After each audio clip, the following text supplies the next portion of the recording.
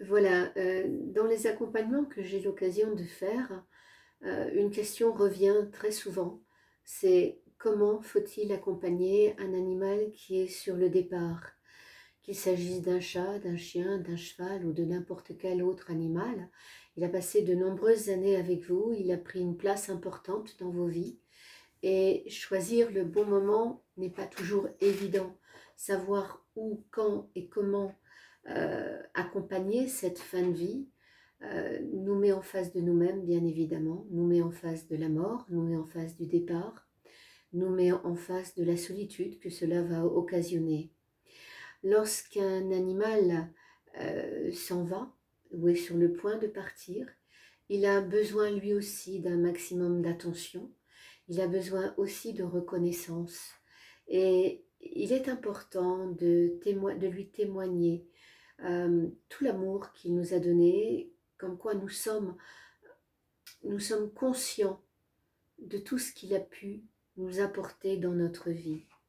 Et nous pouvons le remercier de la place qu'il a eue, le remercier des attentions qu'il a eues à notre égard, des moments où il a été proche de nous, au moment où on en avait le plus besoin, de cette présence toujours délicate, toujours aimante qu'il a su nous apporter.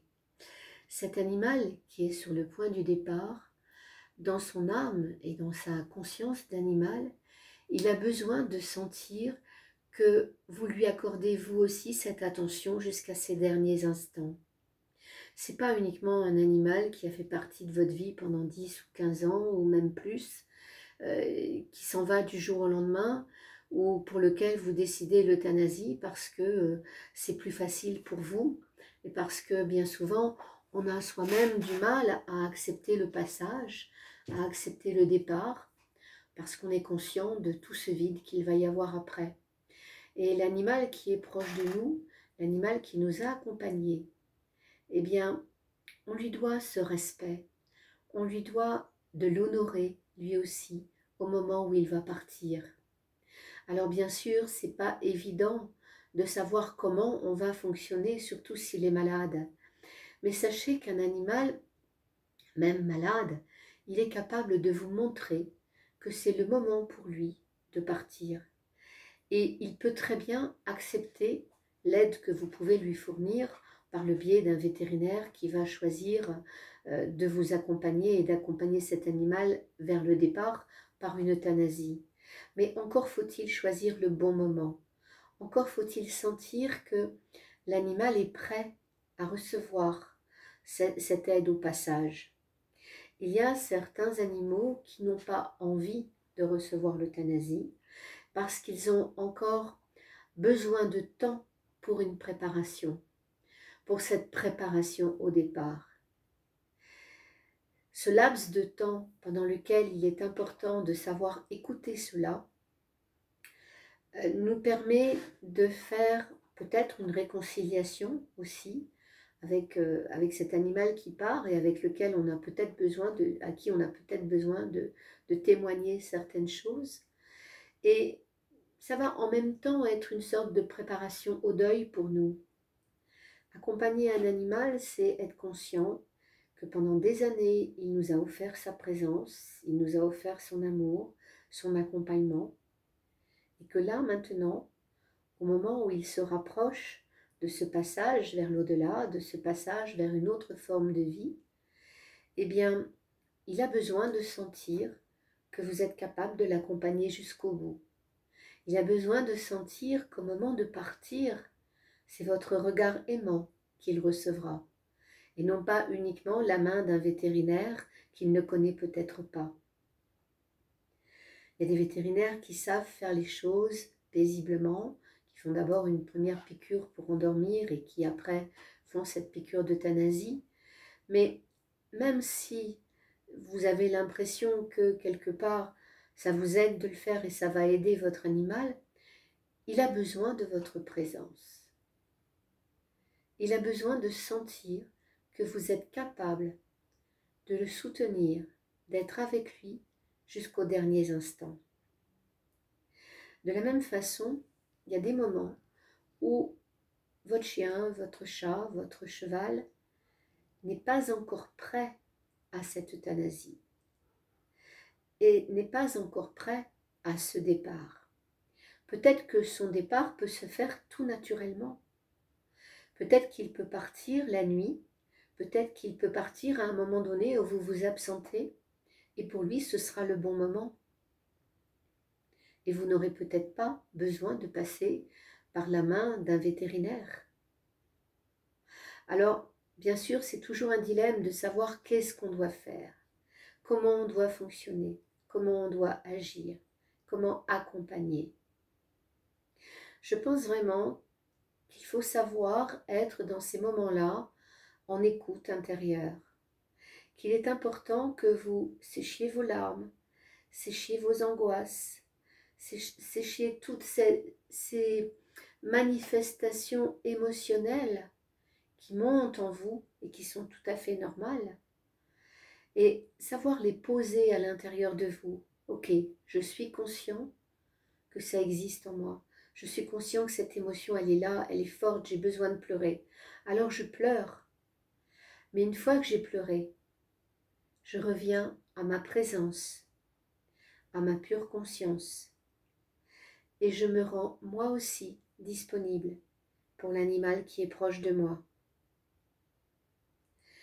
Avant de prendre une décision, quelle qu'elle soit, essayez de trouver le moment où vous allez vous sentir capable d'être totalement en présence, en vous, avec lui et pour lui. Ça peut être tout simplement vous asseoir dans un fauteuil, vous asseoir proche de lui par terre, être dans le silence intérieur, ouvrir votre cœur, ouvrir cet espace à l'intérieur de vous où vous êtes capable d'être paisible, en silence. Laissez venir à vous cette connexion avec le cœur et avec l'âme de l'animal qui est proche de vous. Sentez que vous êtes capable de cette reliance. Inspire, expire, vous rentrez à l'intérieur de vous. Vous lâchez le mental, vous lâchez les émotions. Vous revenez à votre pure conscience, à votre pure présence. Vous séchez ces larmes qui appartiennent à la personnalité, qui appartiennent à l'ego, qui appartiennent à ce moi, j'existe, à travers l'autre aussi, à travers cet animal qui est proche de moi, parce qu'il représente mon enfant, mon compagnon, mon ami, et qu'il l'a représenté pendant de nombreuses années. Alors oui, c'est pas facile, parce qu'on va vers l'inconnu quelque part. On ne sait pas comment on va pouvoir réagir après dans cette sensation de vide, dans cette sensation d'espace qu'il nous laisse et qu'il ne comble plus. C'est peut-être à nous, à ce moment-là, d'occuper totalement notre espace à l'intérieur de nous, de voir intérieurement qu'est-ce que cette place nous laisse, comment cette place qui est donnée peut être quelque chose de privilégié, comme une petite cloche, une petite sonnerie qui nous rappelle à nous-mêmes.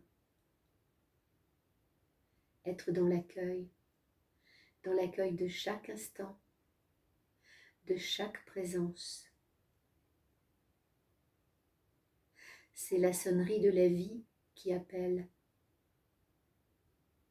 C'est la sonnerie de la reconnexion. Quand vous trouvez cet espace à l'intérieur de vous, paisible, silencieux, accueillez cet animal dans votre cœur. Accueillez son rythme cardiaque. Accueillez son souffle. Laissez-vous être avec lui, l'accompagnant dont il a besoin. Et vous saurez choisir le bon moment. Vous saurez s'il est nécessaire d'avoir une aide extérieure, ou s'il peut tout simplement s'endormir à la maison, proche de vous. Faites-vous confiance. Faites confiance aux signes qu'il peut vous envoyer. Un animal qui est proche du départ a un regard très particulier. Il est capable de répondre à votre questionnement par un clin d'œil, par une attitude qui dit « je n'en peux plus ». Oui, tu peux m'aider. Ou il est capable de vous faire sentir qu'il préfère rester à côté de vous, dans vos bras, tout simplement. Essayez de trouver cet espace où la vie vous offre ce cadeau d'une réconciliation, d'une connexion d'âme à âme, où vous savez qu'à ce moment-là, vous êtes capable de lui dire « j'ai compris, voilà, c'est bon, tu peux y aller, j'ai compris, va vers le chemin qui est le tien, je suis capable de continuer toute seule, je suis capable de continuer ma route autrement, merci pour cette force que tu m'as donnée, merci pour tout cet accompagnement. » Et vous verrez que les choses se passeront beaucoup plus paisiblement.